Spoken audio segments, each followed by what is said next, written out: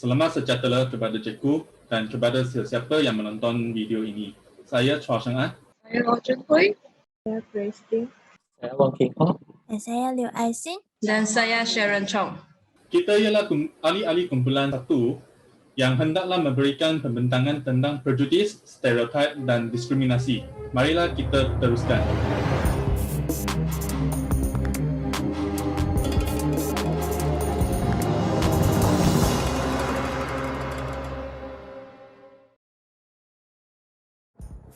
Pada Mei 13, 1969, sesuatu kes yang dinamakan peristiwa 13 Mei telah berlaku di Kuala Lumpur.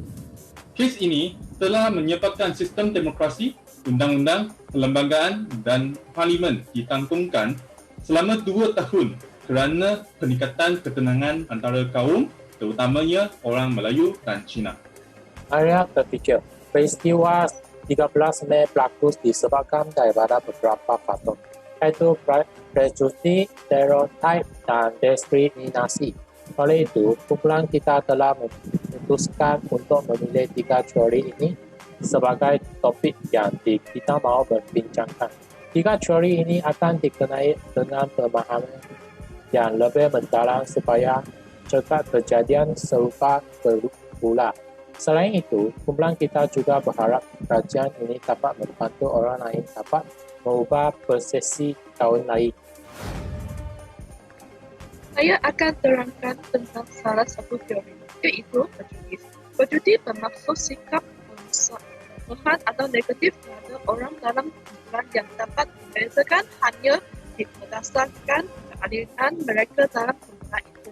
Mana-mana kumpulan boleh menjadi sasaran makan tanpa kira kaum, agama dan jantina. Perkara prejudis bolehlah disebabkan oleh beberapa faktor, termasuklah sejarah dan ekonomi. Mereka selalu dipengaruhi oleh situasi dan persekitaran mereka yang menghasilkan pemikiran curang dan salah faham. Sebagai contoh, Malaysia ialah sesuatu masyarakat yang pluralistik, tetapi masa-masa kita berkomunikasi dengan kaum lain, kita masih ada pra-konsep tentang kaum lain. Hal ini kerana kita telah membuat sesuatu ramalan sebelum memahami sesuatu orang. Selain itu, marilah saya memperkenalkan teori stereotip. Stereotip adalah sejenis pemikiran merupakan kenyataan umum yang negatif atau positif terhadap sesuatu kumpulan etnik dan perbuatan membanding perbezaan seseorang individu atau sesuatu kelompok etnik lain berasaskan iri-iri etnik semata-mata. Stereotip adalah sesuatu kesan pengaruh dari agama dan kepercayaan, perspektif politik atau media massa. Salah satu situasi yang terdedah kepada stereotip adalah stereotip jantina. Contohnya, orang lelaki mestilah kuat dan dia hendaklah melakukan semua kerja keras, manakala orang wanita tidak sehebat dengan lelaki. Stereotip biasanya berlaku di dalam Malaysia. Orang Melayu sentiasa merasa semua orang Cina amatlah berkaya kerana ramai orang Cina telah terlibat dalam perdagangan pada zaman awal. Perkara ini telah menyebabkan kesalahan faham dengan satu sama lain. Di samping itu, diskriminasi merupakan perbuatan membanding bezakan seseorang individu atau sekelompok etnik lain berasaskan iri-iri etnik semata-mata. Faktor-faktor kelakuan diskriminasi ialah kumpulan yang berpecah belah, sikap etnosentrisme, fikiran masyarakat yang negatif dan juga perbezaan latar belakang. Diskriminasi biasanya berlaku di tempat kerja. Sebagai contohnya, pekerja yang beragama Islam mempunyai hak berehat untuk menunaikan solat pada hari Jumaat. Walaupun mereka telah memberitahu rakan sekerja yang beragama lain bahawa mereka akan pergi selama beberapa minit dengan mendapat kebenaran bos mereka.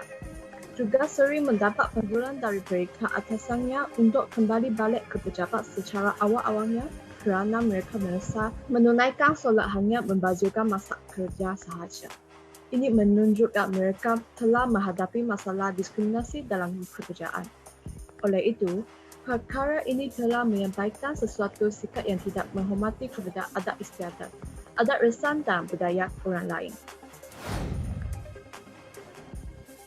Selepas memahami ketiga-tiga teori yang telah menyampaikan, kita terdapat beberapa pendapatan tentang persamaan dan perbezaan antara teori-teori tertentu.